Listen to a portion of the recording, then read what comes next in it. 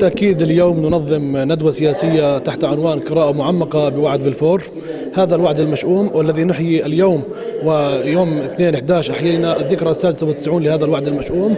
نقول في هذا اليوم: وما ألم بالشعب الفلسطيني من مسلسل النكبات والتهجير ومحو الهوية الوطنية ومحاولة شطب هذا التاريخ الفلسطيني على مدار أكثر من 100 عام، أن الشعب الفلسطيني متمسك بحقوقه الوطنية الكاملة العادلة والمشروعة، متمسك بحق العودة، متمسك بكامل الحقوق المشروعة التي أقرتها الشرعية الدولية، وحق الشعب الفلسطيني بإقامة دولته المستقلة وعاصمتها القدس. نقول أنه بعد 96 عام على هذا الوعد المشؤوم الذي قدمت من خلاله بريطانيا الوعد المشؤوم لما يسمى الشعب اليهودي الذي لم يكن أصلا موجودا، فالشعب اليهودي هو شعب مخترع وأقر له حق بإقامة وطن قومي له في فلسطين على أنقاض القرى والمدن الفلسطينية، على أنقاض أكثر من 480 قرية ومدينة فلسطينية تم تسويتها بالأرض وتهجير سكانها. أكثر من ثلثي الشعب الفلسطيني هم من مجموع اللاجئين المتواجدين في الأقطار العربية وفي مختلف أصقاع الأرض، وأيضا لاجئين في داخل الوطن، سواء كان في داخل ما تبقى لنا في 48 وفي داخل أراضينا المحتلة عام 67. نقول في العام الماضي تم إحراز انتصار دبلوماسي مهم من خلال الاعتراف بعضوية دولة فلسطين. أكثر من 140 دولة في العالم اعترفت بعضوية دولة فلسطين في الأمم المتحدة. ندعو القيادة الفلسطينية إلى حمل هذا الملف على المستوى الدولي وفضح وإدانة سياسات إسرائيل العنصرية، وأيضا مطالبة من ارتكب كل الحماقات التاريخية بالشعب الفلسطيني وفي مقدمتها بريطانيا، وأيضا ما تبع ذلك من سياسات أمريكية إمبريالية استعمارية إحلالية ضد الشعب الفلسطيني في محاولة واضحة لكل العالم من خلال شطب الهوية الوطنية الفلسطينية وإقامة دولة إسرائيل وارتكاب كل أشكال العنصرية والقهر والاضطهاد بحق الشعب الفلسطيني. ندعو بريطانيا للاعتذار للشعب الفلسطيني وتعويض أبناء شعبنا الفلسطيني على كل مسلسل القهر والآلام على مدار أكثر من 100 عام. والحقيقة إنه إحنا بنأمل دائما إنه الدول الأوروبية تعود إلى جادة الصواب وتعترف بالجرائم اللي ارتكبتها في فلسطين، وبالذات بريطانيا، لأنه الحقيقة المذابح اللي حلت بالفلسطينيين والترانسفير والتهجير والمآسي اللي لا تحصى كان مسؤول عنها التآمر الصهيوني البريطاني والغربي بصورة عامة. هناك أصحاب ضمائر حية وهناك نواب وهناك مؤرخين وكتاب، ولكن هذا لا يكفي.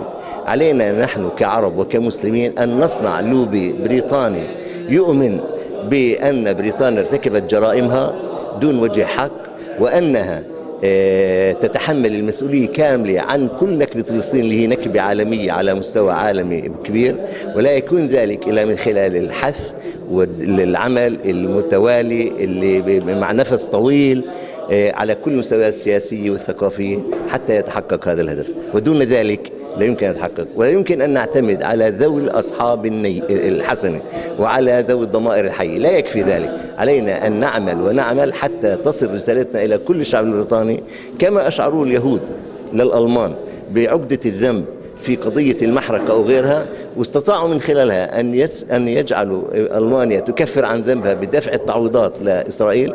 علينا أن نشعر بريطانيا بكل الوسائل بهذا الذنب حتى تقوم وتكفر عن ذنبها. بالتأكيد هذا لا يكفي، يعني معاناة شعب بأكمله خلال 65 عام من التشتت والهجران وتقطيع الأوصال وإلى آخره من هذه القضايا.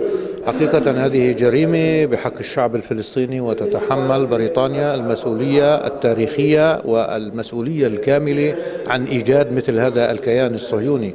نرجع للتاريخ إلى الوراء. بريطانيا كانت من خلال الوعد بلفور المشؤوم اللي فعلا هي من لا يملك لمن لا يستحق. بريطانيا لا تملك وأعطت لمن لا يستحق من أجل إيجاد كيان صهيوني يفتت أو في داخل الوطن العربي في عمق الوطن العربي لتفتيت وتجزيء الوطن العربي خدمة لمصالحها. إذن هناك تلاقي بين المصالح الاستعمارية ومصالح هذا الكيان الصهيوني بإقامة وطن قومي لليهود في فلسطين، ونتاج هذا القرار ونتاج هذه الوجهة اللي هو قيام إسرائيل على حساب الشعب الفلسطيني وعلى حساب تشريد هذا الشعب ليعيش حتى الآن في مواقع اللجوء والشتات. ونحن نلاحظ تلاحظ إسرائيل ماشي بسياستها وببرامجها من ناحية استيطانية، ماشي بسياساتها تجاه مدينة القدس وما تتعرض له مدينة القدس لتهويد هذه المدينة، وآخرها كان إتباع القدس لوزارة الأديان وتقسيم المسجد الأقصى على غرار الحرم الإبراهيمي. إسرائيل تعتبر نفسها فوق المساءلة الدولية، فوق القانون الدولي.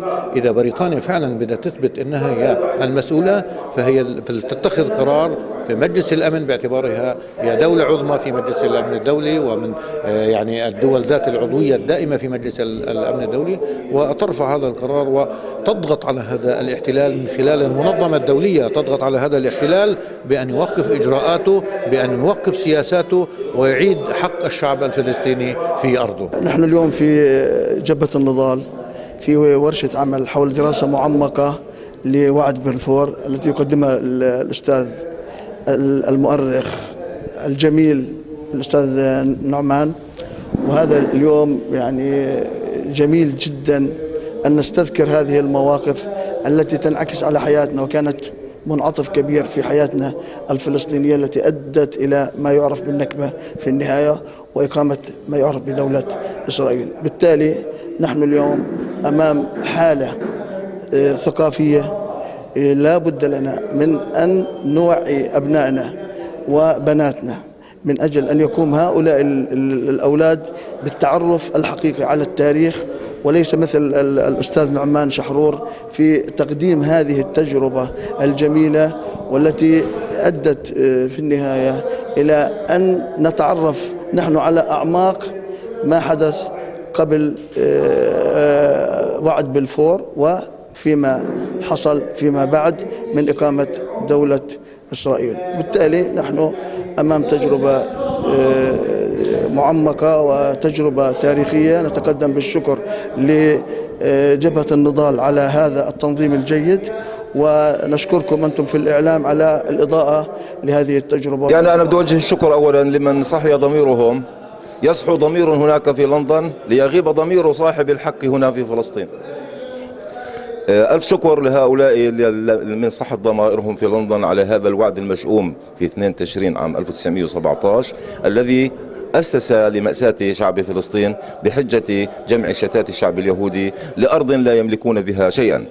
أتمنى أن تكون هذه المبادرة التي قام بها هؤلاء النواب ممن صحت ضمائرهم أن تصحي ضمائر عربية في 22 دولة عربية، 22 سفارة في لندن، أن يشكلوا أو يبدأوا بتشكيل لوبي ضاغط على الحكومة البريطانية لكي تعتذر عن جرائمها ضد الشعب الفلسطيني، وأن تقدم كشف حساب خلال قرن من الزمان عما حصل بهذا الشعب نتيجة لهذه الجريمة البريطانية عام 1917. هو يعني الجواب الوحيد لهيك مؤامرات وهيك هي الوحدة الوطنية وإنهاء الخلاف الموجود حاليا على الساحة الفلسطينية، لأنه الهجم الموجود القديم الحديث المستمر من أيام وعد بلفور حتى هذه اللحظة هي هجمة إمبريالية، هجمة إسرائيلية أمريكية بريطانية تذكرنا كل يوم بهذا الوعد المشؤوم، والمجابهة له هي فقط في الوحدة الوطنية ووحدة الخطاب السياسي الفلسطيني وتشكيل حكومة فلسطينية واحدة في دفتي الوطن. وبنأمل إنه يعني تكون هاي الذكرى يعني منبه للذاكرة الفلسطينية اللي حاليا شبابها بيكروها بالمدارس هذا الوعد المشؤوم، ويتذكروا هذا الوعد الأليم اللي وصلنا لهالمرحلة.